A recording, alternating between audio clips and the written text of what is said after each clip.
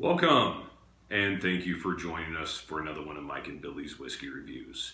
Just gonna be Mike again today, bringing you the Longrow, heavily peated, 46% ABV, uncolored and unchill filtered. A whiskey from Springbank Distillery, 2 times distilled, and they're heavily peated, or at least by their standards, heavily peated whiskey. Again, 46% ABV. Longrow is, again, part of the Springbank Distillery, which is a Campbelltown distillery on the west coast of the mainland of Scotland, not too far from Islay. Now, this particular version of their whiskey, the Longrow, is, I guess, meant to mimic the style of an Islay whiskey. So I'm a huge fan of Islay whiskeys, and I'm excited to get into it. So with no further delay, let me get into first the color, which, if you can pick it up on the screen here, is a light gold. Light gold color. I'm going to do a little swirl around the glass. Similar to the Springbank 10 and the Hazelburn 10, the legs do not come down quickly on this one. Whiskey lines here, legs are still right up here. Not going anywhere. And we're not going to wait for them. We're going to get right into the nose. This is smokier than the Springbank 10, that is. Not what I would call heavily peated or heavily smoky, but smokier.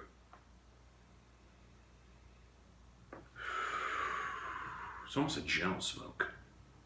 It's really not that much, at least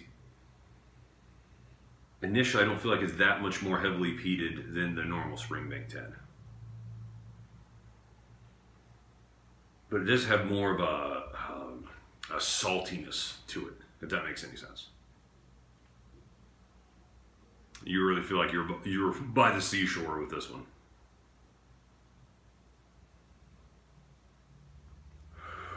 Yeah, on the nose, it's a lot of,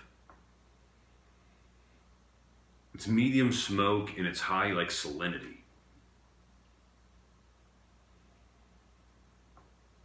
I'm not getting a whole lot other than those two things.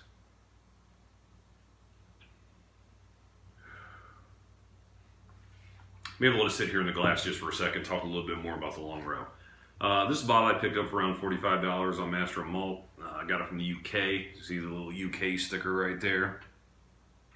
So it's the 70 CL as opposed to 75, which isn't a big deal. Not an easily accessible bottle, not one I can get here in Columbus, Ohio very easily. But I will say that it is still a highly regarded whiskey. A few of my other whiskey reviewers, Malton Man Cave, Keith, and Aquavitae, Roy, a couple of you guys been big fans of this distillery, the Springbank with the Longrow and the Hazelburn. So I want to try a few more of these whiskeys, kind of see what I think. Now the Longrow, this is their basic offering as far as the Longrow goes. So I know I'm kind of starting off at the bottom here as far as quality. But I feel that it's a good place as far as how to judge a whiskey. You know, you figure out what their base offering is, and then of course the older ones you're probably going to like a little bit more because there's been more put into them as far as time and care, also reflected in the price. But, you know, kind of want to start with the basics at Longrow, see what I thought of them before I move on to some of the more expensive, higher priced bottles. So, let's get back into this nose. A little bit of fruit now, opening up in the background. Still getting like just a saltiness to it. There's the smell of salt. Not that salt's in a whiskey, but just that very maritime harbor type of smell. Almost like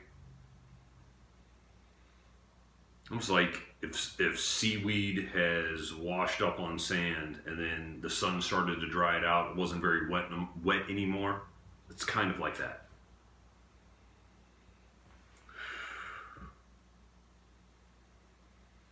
Yeah, it's pretty basic nose. But again, for $45, what are you expecting? It's not going to be mind-blowing.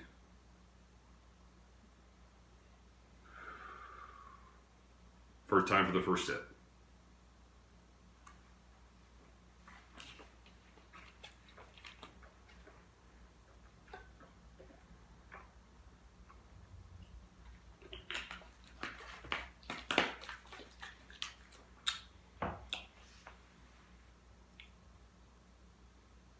little more interesting on the palate. Kind of, I suspect on the nose, it's not heavily peated. Trying to give you a comparison. Think of like how heavily peated the Bunnahabhain 12-year-old is. That's kind of a similar peat comparison in my opinion. There's kind of a light apple. Definitely smoke.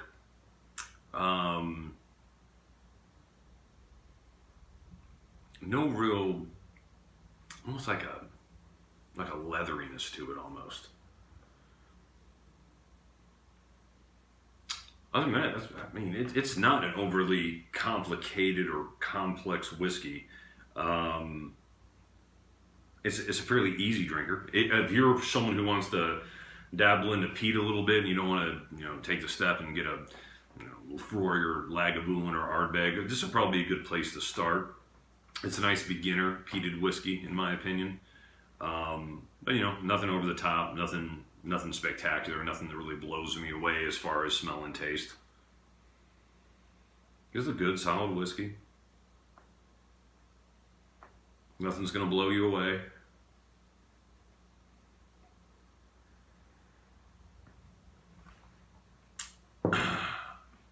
But even having said that, you can tell it's a pretty well done whiskey, just as far as the way the flavors are kind of layered, kind of come at you.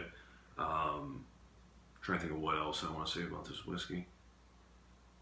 I would say it's a good bargain for $45. I mean, that's not a lot to pay for a good single malt Scotch whiskey that's 46% ABV, uncolored and unchill filtered. Not that being uncolored and unchill filtered should add to the price, but it's still nice to see all of these things in a whiskey. Prefer it had an age statement. However, still one that if you never had a Longrow or a Springbank, probably worth your time just to give it a little bit of a try. Now, I did add some water to it, and if you see my two recent videos on the Springbank 10 and the Hazelburn 10, I was not a fan of adding water to those. I kind of felt it watered down or unraveled those whiskeys to a certain degree. They're sort of fragile, at least at this early stage in the development. But nonetheless, I still like to taste the whiskey neat. And then I still like to add a little bit of water, just to kind of see what I think. So anyway, let me kind of go back in for a little bit with water. Now I will say I still pick up the smoke and the salt, but with the water I do pick up the apple that I did pick up on the palate when I tasted it neat initially.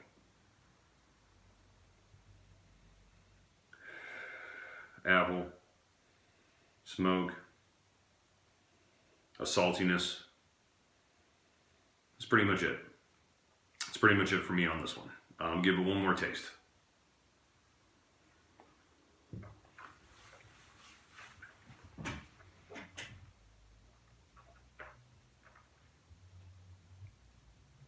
Get on the nose, on the palate. Again, similar to Hazelburn 10 and Springbank 10. Water doesn't really do any favors on the palate, nor on the aftertaste. So if you're definitely tasting this for the first time, I would say without question, go neat, and then kind of add water as you look to explore it a little bit more. So anyway, that's my opinion on the Longrow Peated Campbelltown Whiskey. 46% ABV. I want to thank you for joining us for another one of Mike and Billy's Whiskey Reviews. Again, Billy will be back with me hopefully soon, but I want to keep pumping out some videos just to give you guys some fresh content, give us something to talk about in the comments section, and that way I can get some more of you guys' recommendations on maybe a few things to try. I have got plenty of recommendations. I have a list about yay long in really fine print on what whiskeys to do next. I have probably, I don't know, I'd say 10, 15 in my cabinet. And then I'm going to kind of start working through some of your suggestions. So keep them coming. I do appreciate them. I hope you enjoyed watching this video, even though it's only half of Mike and Billy's Whiskey Reviews. Again, Billy will be back with us soon.